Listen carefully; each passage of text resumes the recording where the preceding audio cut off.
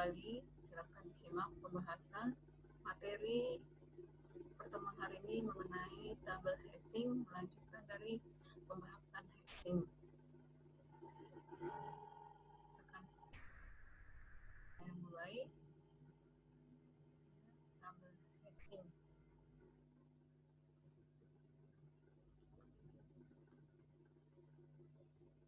Tabel hashing ya, apabila akan menyimpan data harus diketahui berapa besar yang bisa ditampung oleh tabel tersebut.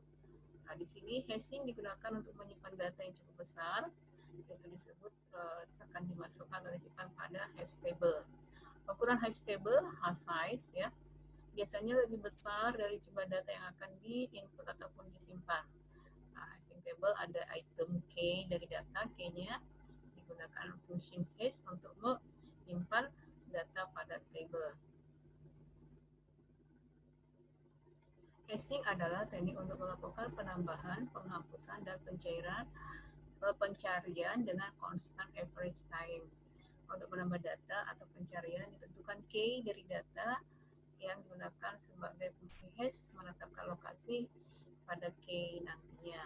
Hash table, array dengan sel-sel ukuran yang telah ditentukan dapat berisi data atau key ya,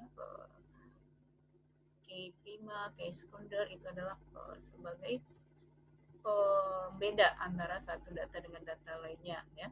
Untuk setiap key akan dipetakan yaitu pada bagian rentang pada tabel hashing antara dimulai dengan 0 hingga H size min 1 ya. Tadi tabelnya. Fungsi hash digunakan karena mudah dihitung, kemudian dua key yang berbeda pada dua sel yang berbeda itu terdapat pada array. Maka digunakan key secara rata pada seluruh sel. Sebuah fungsi hash sederhana adalah fungsi menggunakan fungsi mode, sisa bagi dari bilangan prima, menggunakan manipulasi digit dengan kompleksitas rendah dan distribusi key rata. Fungsi hash atau sebagai folding yaitu data dipecah atau dibagi beberapa digit ya. Di sini dicontohkan 7313018 dipisahkan beberapa bagian. Setelah itu nanti digabungkan dalam bentuk lain. Ini contoh 7313018 dibuatkan menjadi 3 bagian, 2 digit, 3 digit. Bentuk lainnya yang muncul adalah 104, 53, 92, 309 dipisahkan menjadi 3 bagian, 53, 92, 309. Bentuk barunya 454. Ini merupakan contoh dari penggunaan fungsi hash sebagai foldingnya. Fungsi hash sebagai modular arithmetic yaitu melakukan konversi data ke bilangan bulat dibagi dengan ukuran hash table dan mengambil hasil sisa bagi sebagai indeksnya, hasil sisa bagi mode-nya ya. Contoh, diketahui nomor phone 7313018 dibuatkan 2 grup, 3 digit, 4 digit ya. Kemudian dihitung indeksnya. 5392309 dibuatkan 2 grup, hitung indeksnya. 4281397 2 grup, ini indeksnya hasilnya. Fungsi hash pada string atau karakter dicontohkan di sini diketahui x128, kemudian dijabarkan, dikonversikan. Nah, apabila hasil hash ini jauh lebih besar dari ukuran table, digunakanlah modulo sebagai ukuran hash table. Ya, berikutnya dalam hashing table akan terjadi collision resolution. Collision itu adalah data yang saling tabrakan.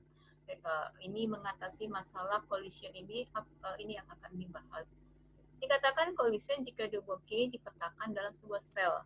Collision bisa terjadi saat melakukan insertion.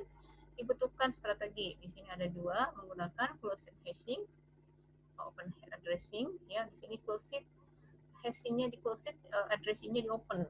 Open hashing yaitu chaining, metodenya chaining ya. Strategi yang digunakan untuk alternatif lainnya adalah menggunakan metode linear probing, persamaan linearnya, quadratic probing, dan ada pemangkatan dan double hashing. Ya.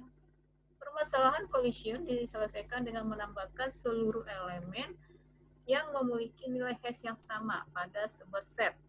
Menggunakan open hashing ya. Open hashing menyediakan sebuah linked list untuk setiap elemen yang memiliki nilai hash yang sama.